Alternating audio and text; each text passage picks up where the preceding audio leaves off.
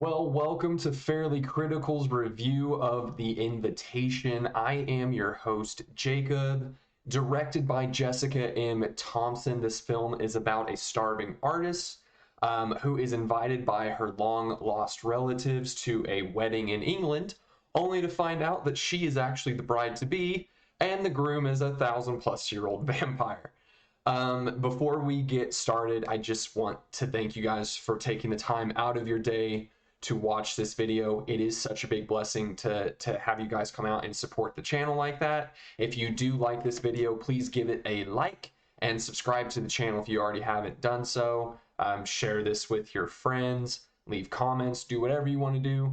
But seriously, your support means everything to me, and I'm glad that this little project of mine that I get some enjoyment out of might actually be useful to some people or might be enjoyed by others as well. We will go ahead and get started. As is typical with our reviews, we will begin with the acting. The lead actress in this film is Nathalie Emmanuel, and she does a spectacular job. Her chemistry with pretty much everyone, especially Thomas Doherty, is straight fire. Well, especially between those two. She's great with everyone, but it's impressive with those two. And she does a spectacular job of just showing genuine emotion in pretty much every scene that she is in. Thomas Doherty plays the villain in this film, and he also does a great job. He's just got this devilish grin and charming charisma that just shows up magnificently on the screen. His charisma with Emmanuel is fantastic.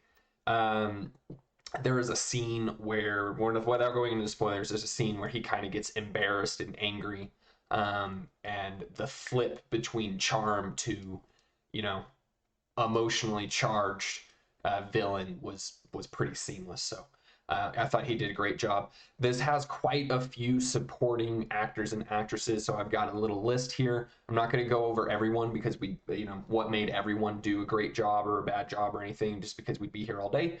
But Stephanie Cornelissen, Alana Bowden, Carol Ann Crawford, Hugh Skinner, and Sean Pertwee get a fair amount of screen time and do a fantastic job with what they are given. Hugh Skinner, I will say there was the first scene that you see Hugh Skinner, who plays cousin Oliver in the film. To give you a little bit of backdrop without going too much into spoilers, he is planning to invite Emmanuel's character Evelyn to the wedding, and he desperately needs her to go with him, but his character doesn't, I think, want to let her know that he's desperate to have her come with him. And so I think Hugh Skinner was trying to portray that he's desperate, but he doesn't want to show how desperate he is. But it just kind of made him look constipated. I was just sitting there. I was like, this man must need to go to the bathroom. I don't know. So I don't know if that was an acting, if that was what he was using for his motivation, but it was a little bit strange. It just and I'm not just commenting on this. It kind of fits with the film because Evelyn, Emmanuel's character, is already kind of weary, I guess you could say. She just doesn't know what to expect from cousin Oliver. So you would think that someone who is a little bit nervous about spending time with someone wouldn't say yes to a trip to go with them to a wedding, unless they became really comfortable with them over that conversation.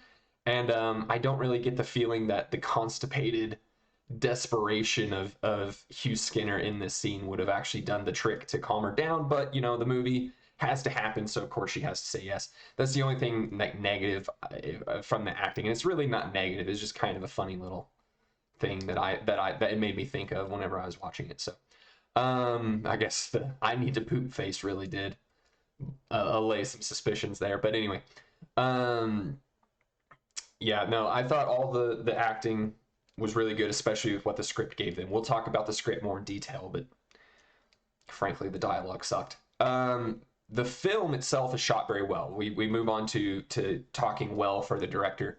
The film is shot very, very well. There's some classic horror angles, someone gets the camera shoved right up in their face to to show the emotion that they're feeling, and also block off the surroundings, so that way the audience can't see the monster sneaking up on the whoever the camera is focused on. There's some classics like that. They frame shadowy figures in the distance perfectly, so that way you know that there's something there, but you can't see any details about them. There's nothing innovative or revolutionary, but it is a clinic on how to shoot a horror movie, in terms of just using traditional camera techniques and whatnot to do it. It's very good planning, very good cinematography on Thompson's part. I also thought the pacing was perfect, which is I read a few comments on the movie before I started recording, and there were some critics who said that the ending felt rushed. I disagree with that. I don't think that the ending was rushed. I think the ending was perfect for what the script gave the director and the actors to do. And what I mean by that is there is a distinct lack of kind of emotional satisfaction at the end of the movie. Which I've said before, normally I would blame a lack of emotion on pacing issues, but I again, just kind of similarly with Thor: Love and Thunder, I think it was just a weak script. I don't fault Thompson for that at all. The story spends a lot of time building a romance, with kind of intermittent suspense scenes sprinkled in, and the problem is that the romance is not very compelling. It's very cliched.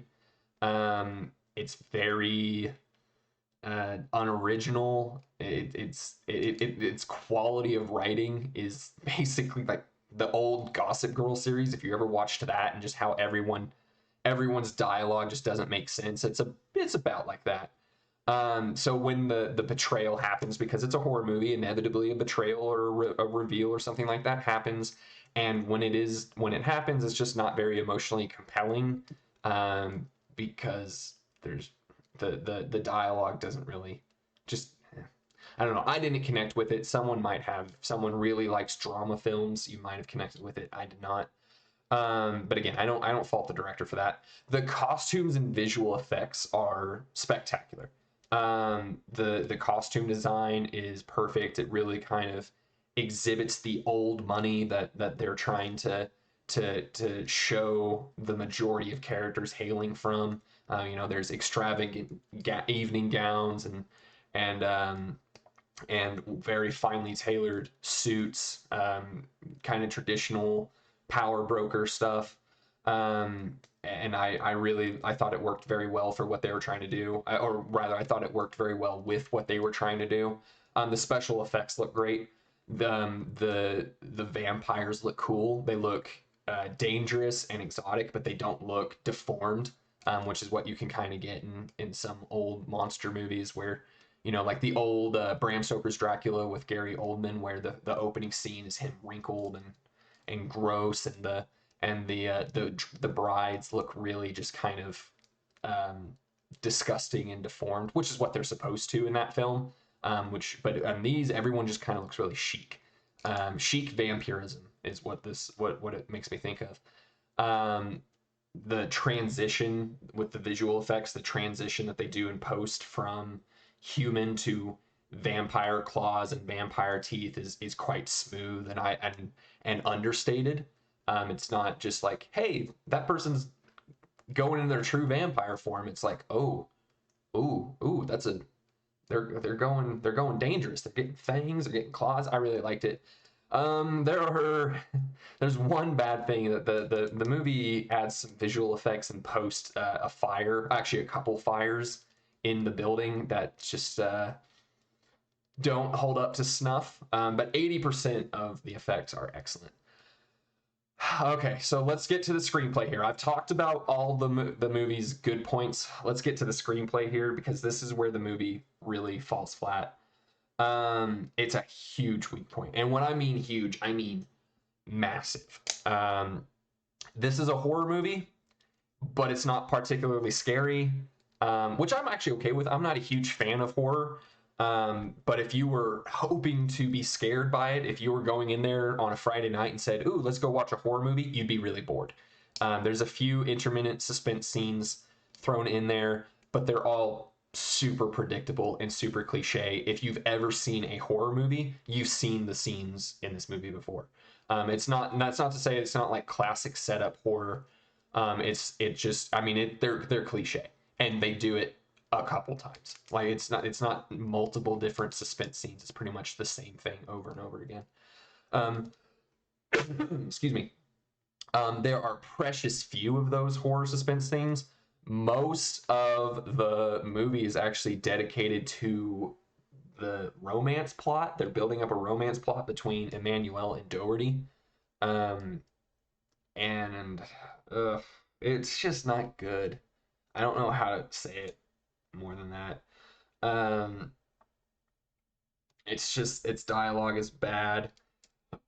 The It's incredibly cliched. Also, they do the same thing that they do in romance drama movies and rom-coms, where it's like, hey, we're building up this romance, and then one person's going to discover something about the other that the other has done, and there's going to be this just incredibly artificially created conflict between the two, and they're gonna get over it like 2 or 3 minutes later, and then their relationship will be stronger than ever, and it's bad. It just contributes to the overall feeling of predictability that this movie really had. I mean, with every scene, if you've seen either a romance movie or a horror film, or both rather, just depending on what scene you're watching, and you sit there for about 10 to 15 seconds, you'll know exactly how the scene's going to end. I mean, pretty much within every detail, because it is just so predictable. It's like, hey, you know, is the old couple in the village going to turn you back over to the vampires? Yes. Is the love interest the secret bad guy? Yes. Is the a-hole butler that the main character comes into conflict at the end of Act 1 going to be one of the final bosses that you have to fight? Yes. And I'm sorry if this feels like a spoiler section. I know I would normally discuss these details in the spoiler section, so I'm sorry if you feel like I'm spoiling anything. But seriously, if you would watch the film, you'd be able to guess all of this is going to happen like that. I mean, it won't even be funny. It's not even a spoiler just because of how predictable it is. I mean, you could spot them from a mile away. On top of all this, the film is super heavy-handed with its progressive, modern feministic views. And they're actually crucial to the film. I don't want to say like they're just throwing that in there because they want to throw it in there. It's actually crucial to the film, to the film's take on the vampire mythos, which we'll discuss more in the spoiler section. And I actually appreciate that. I'm not trying to say that I'm not gonna say that I agree or disagree with the film's political narrative. I'm not going to say that. What I am going to say is that if you have a political narrative, it's best to kind of write it in subtly into the movie, instead of beating your audience over the head with it, which is what this movie does. I mean, it's just like if you had a stick that said modern feminism on it, and you just started slapping people across the face with it, that is this movie. The whole first act is actually bogged down by Emmanuel's best friend in the movie. I forget the character's name. I'm sorry. I should have looked that up. But in Evelyn's best friend just expresses all these views, about wealthy, white, privileged males, and warning Evelyn about it for like the whole first part of the movie. And it really doesn't go anywhere. It's not like she's like warning them and then she takes her advice and then she walks away and then that's all there is to it. Because no, if that were to happen, there'd be no movie. So she kind of just does all this stuff, doesn't really warn her because her friend, it's not like her friend knew that these people were vampires or anything. But it just kind of comes off as disingenuous. And also it just doesn't let the viewer come to these understandings by themselves. It doesn't let the viewer determine what they're trying to say and attributing the vampires to wealthy white privileged bloodsuckers. It comes out and expressly states that, and it's just like, whew, just didn't want to be clever with it. If you want a good socially conscious horror movie, Get Out does this perfectly. Get Out is a masterpiece or a master class in using visual storytelling and understated techniques to hint at the message of the film and to hint at the undertones of the film without having to scream it in someone's face from act 1 to act 3. It is a little bit expressed in act 3 overtly in Get Out, but it only helps to enrich what little hints and details they put in throughout the movie in order to explain what they were actually going for and the views that they exhibit in that movie. In this movie, it is just, we're going to yell this at you from literally the opening, the second scene in the movie, until the best friend just kind of stops being a factor. It just treats the audience like they're imbeciles. It's neither subtle nor horrifying, and that really tears down what was a beautifully shot, wonderfully acted movie. The cinematography is great, the acting is great, but the heavy-handed ideology and the ridiculous cliche dialogue of the romance plot leads me to really say that The Invitation deserves a 4 out of 10 rating, which is the lowest I've ever given it. That's below average, in my opinion. But I'm going to give it a 5, and I'm going to give it a 5 for one reason. It is a good vampire movie, a really, really good vampire movie. It understands the vampire mythos, and it plays with it perfectly and cleverly to fit its ideology. It also includes a handful of fun Easter eggs to Bram Stoker's Dracula, which is Gary Oldman's movie, and Gary Oldman, Keanu Reeves, and Winona Ryder from the 90s, which was a pretty accurate adaptation of the book. And I think that's probably why I liked it. I didn't go into the theater thinking that this was going to be a good horror movie. Nothing in the trailers or any of the commercials that I had seen made me think that this was going to be particularly scary. I went in there hoping that it would be a good vampire movie, and that's exactly what I got. So if you're a fan of horror and you're looking for a horror movie, skip this one. You will be bored and you just won't like it. If you're a fan of vampire movies and you want to do a study on how they're used in cinema, this is not a bad option for you. So I'm going to call it a 5 out of 10. And we are going to end the non-spoiler section here. We will go into the spoiler section next. Thank you again so much for watching. If you are going to watch the movie and come back to watch the spoiler section, I will see you there. If you don't care to watch the movie and you want to watch me talk about some more details about how bad the plot was, but how good the vampire stuff was, keep watching. Otherwise, I will see you next week for another video. Thank you again. Have a wonderful day.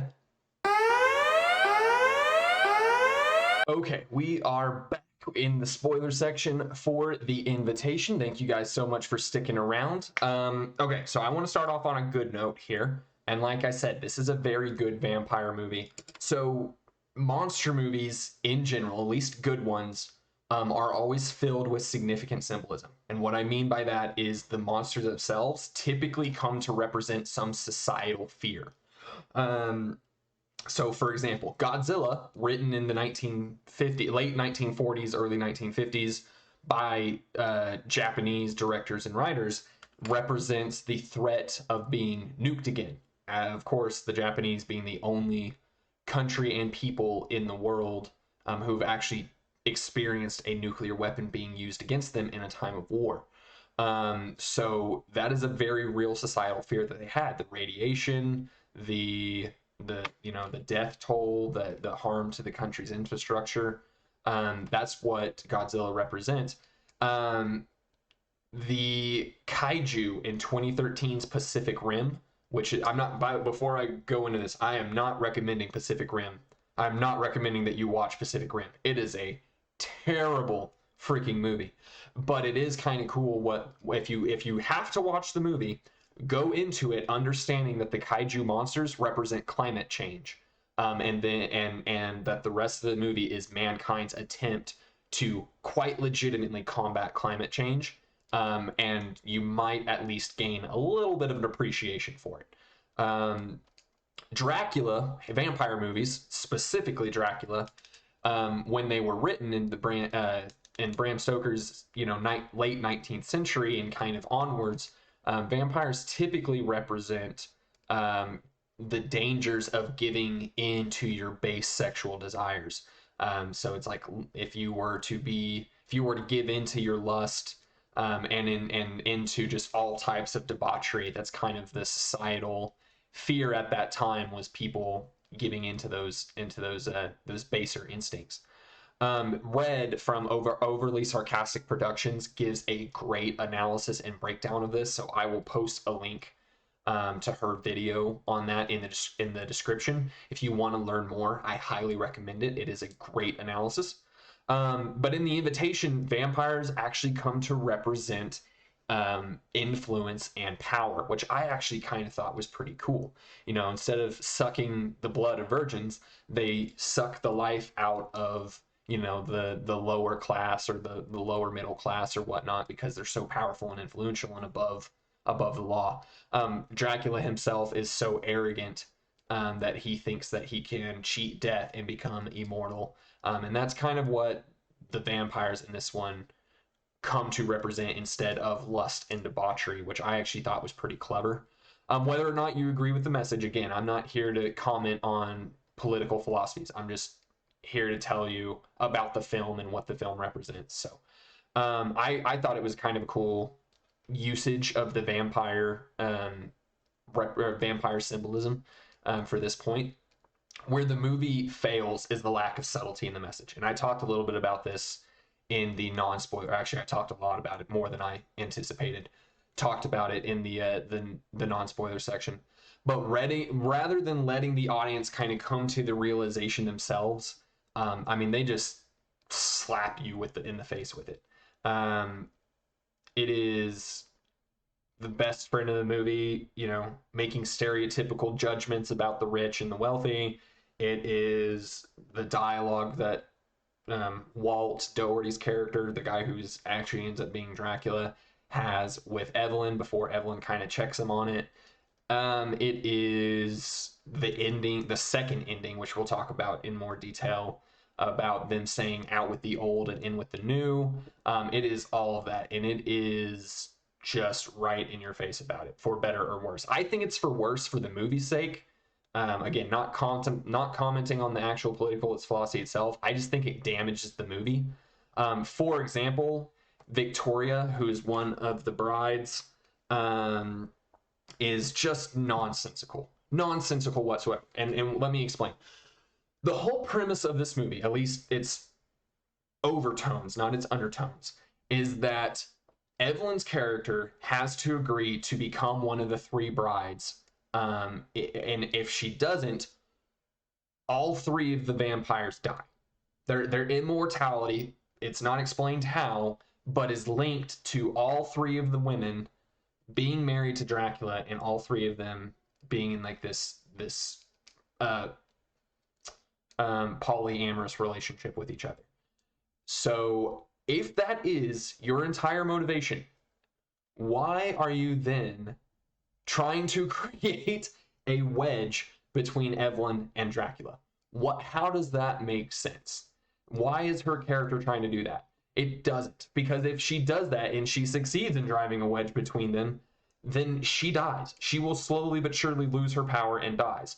It just doesn't make sense at all. And all the families attached will lose their money and wealth. Dracula will become old and deteriorate. It doesn't work. And the reason that they do this is because Victoria is supposed to represent women who don't help women. Maybe, women who are more aligned with the older value set, that don't agree with modern feminism, or who we'll just say it we'll just put it like that. They don't, maybe it's not that they adhere to the older values, they just don't agree with modern feminists themselves.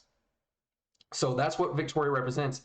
And so her overtone character and her undertone, like what she represents in the undertone, conflict. Because her overtone character should not care anything beyond Evelyn saying, yes, she should sweet talk her and make her feel like the best person ever, so that way when they eventually tell her that, hey, we need you to marry us and become a vampire, and yeah, you're gonna have to kill some poor people, but you'll get all this money and all this power and all this influence and whatnot, and you'll be immortal, she actually might contemplate joining them. Instead, it's just, wow, you guys are evil and I don't want to be a part of this. And it just doesn't work. They try to also work in a jealousy angle, so that way it kind of supports the romance plot. But again, it just doesn't jive with the characters' motivations in the movie. The stated "this needs to happen or I die" motivations in the movie. So it just kind of conflicts. The thing is, they could have still done this if they wanted to make Victoria look like she's bad to women. They could have shown her being dominant to Lucy. She was dominant in this film. That's a major point of conflict between her and Evelyn. She could have still been domineering over Lucy and horrible towards Lucy, yet been try to seduce and be kind to Evelyn to get her into the relationship. And then when she turns out to be bad and they do the reveal at the end, it might have had some more emotional impact and allowed for the dialogue between the two in the final fight scene to be much more interesting and intriguing. Instead, we kind of got a nonsensical character who makes very little impact on the story itself beyond a scare scene and a final fight that they could have had anyway had they done it properly. So that's my remark on why the political narrative hurts the movie. Not because of the politics themselves, just because it really puts a strain on the movie that I don't think the movie was able to hold up to. On top of that, there's some ghost scenes. So you guys saw the movie. We're in the spoiler, or if you didn't, you don't care about spoilers. But Evelyn's ancestor, the one who was one of the brides and killed herself in the opening scene of the movie, appears to Evelyn in her dreams and hallucinations as a ghost, and they don't really explain that or develop that in any way. It's legitimately just there to frighten her, and so that way they can put some suspense scenes in the second act of the movie. It doesn't go anywhere. It's not developed in any way. It doesn't they're horror scenes, but like I said, there's the horror elements of this film were so predictable and cliche that it really didn't serve its purpose. They just kind of wasted some runtime. Most these scenes do, and I will say this, is that it at least helped build the romance narrative, because every time that Evelyn gets scared or has a nightmare or something, Doherty's character, Walt / Dracula, is there to make her feel safe. Again, super cliche romance plot, but he's there to make her feel safe, and it at least adds credence to the idea that she's kind of smitten for him. So at least they do that. But the romance plot doesn't go anywhere either. I mean, it's not a rom-com. It's not like the movie's supposed to end with them holding each other at sunset. He is going to betray her. So you really have to build, in order for the betrayal to be emotionally significant, you really have to build that relationship up, and you have to make it seem like she really trusts him and that she would really contemplate marriage to him. And she doesn't. He offers her marriage. She jokingly says yes, but we know that she's not serious. We know that she is just joking. She recants it to him. She states it aloud. I was just kidding, right? And he just smiles and walks away. I mean, she's a strong, independent woman after all. She's literally stated to Lucy and to us, the audience, that she values her independence too much to want to get married at this point in her life. So we know that she has no desire to actually be involved with this man at this time, at least not in the way that he wants to. So there is no real emotional connection there. And as a result, when he turns into a villain and makes the reveal and betrays her, does the reveal, he doesn't really betray her because she's not emotionally connected with him enough for it to be a real betrayal. There's just no emotion to it. It's just a super powerful, wealthy dude doing villainous things. It's not emotionally connected. It's just, oh yeah, that has to happen because the movie has to happen. We have to have conflict in the movie, so we have to have him do this, and he's going to do it regardless of what she says or believes or whatnot, which is kind of the point. It kind of goes with the political narrative of, he's just trying to make her conform with his ideas of how the world should be, and she's not going along with it. That serves the political narrative, but from the horror and the romance and the emotional plot points of this movie, it does nothing for it. So it's just a waste. The whole romance plot is kind of a waste. The one thing that was good about this writing, and this is like, the movie's fine. It's just super cliche and predictable writing, and it's kind of nonsensical. There is one single scene that I will say that I found to actually be quite clever, at least from a dialogue standpoint. When the reveal does happen, and Victoria and Lucy bring Evelyn down to the basement, and Evelyn's kind of freaking out, and Lucy tries to comfort her by saying, oh, no, you'll still be able to go out into the sunlight. There's so many things that people misunderstand about our species, our kind. And that's actually quite clever, and I'll tell you why. Because it shows us that Lucy, who up to this point has actually been a friend to Evelyn, does not understand why Evelyn is scared, and does not understand why Evelyn would not want to be turned into a vampire. And it shows us that Lucy is just as out of touch with Evelyn's true character as the rest of the vampires are. Even though that they're friendly, Lucy doesn't get it. It's very much the same thing of like Marie Antoinette, when her famous line of "let the peasants eat cake." It just shows people how out of touch the wealthy are with the poor's complaints. Because Evelyn doesn't care that she might not be able to go out in sunlight again. She doesn't care that she might not get the perfect tan.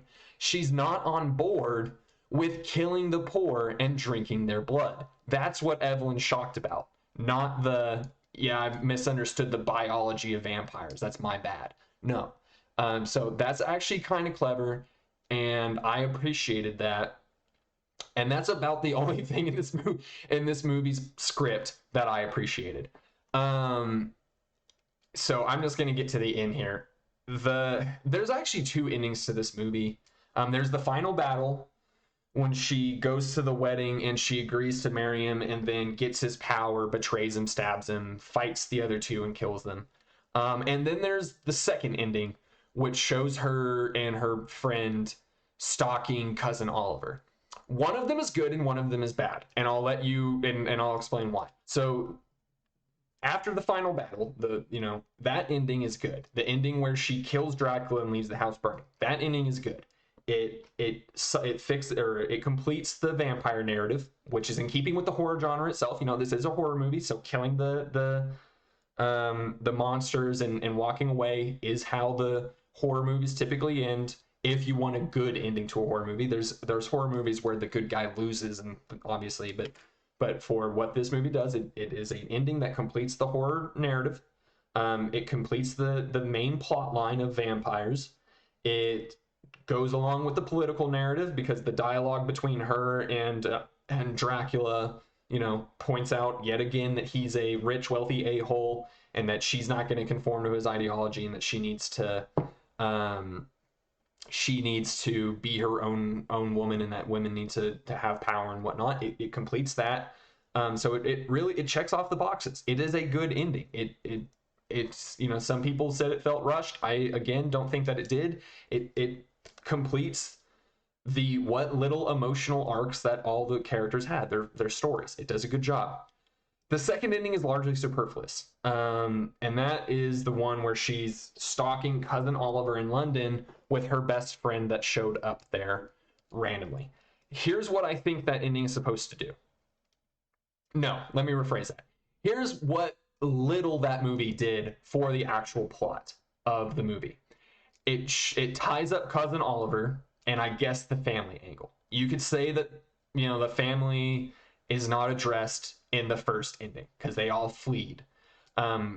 So it shows us that she is stalking and killing at least cousin Oliver. It doesn't say anything about the rest of them, but at least cousin Oliver is going to get what's coming to him. Fine. Okay. that's pretty much it.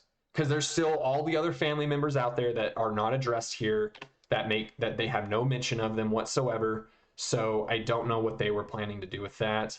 It also leaves us questions plot wise, because she's in pretty chic clothing. She's got a new look. And this is actually brought up by her best friend, of, you know, hey, I like your new look. And she says, out with the old, in with the new, which sums up the whole political narrative of the entire movie in one line there. Out with the old, in with the new. That's the entire point of what the political, I can't even say subtext because they were so gosh darn obvious with it. The whole political undertone of the movie, that's it right there.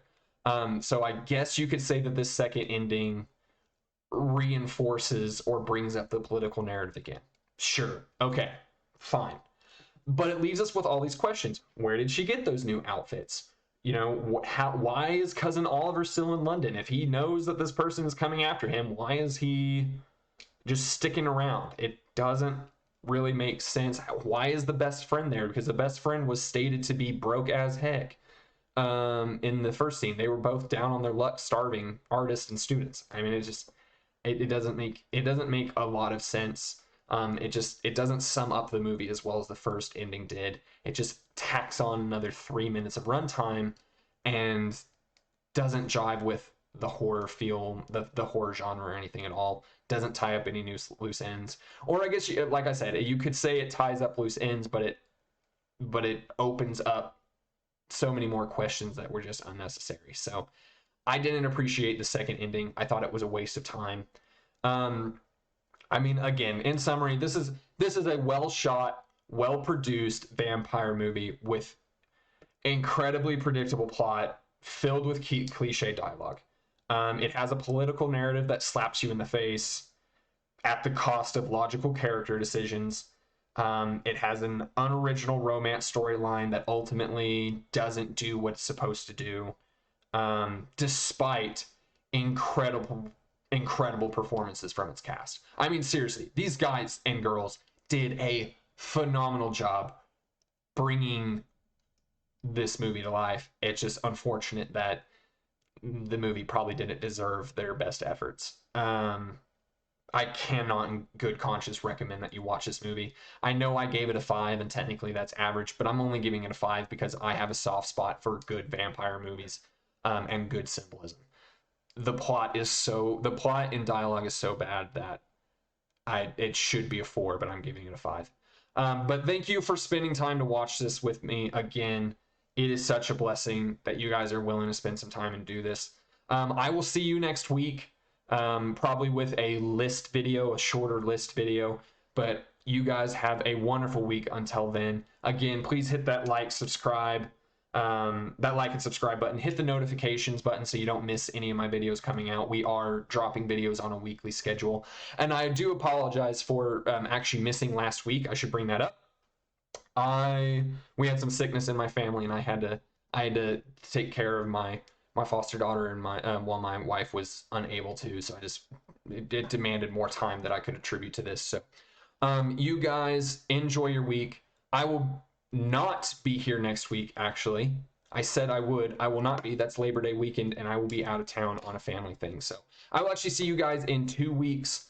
But until then, you have a wonderful weekend, and we'll see you next time. Thank you very much.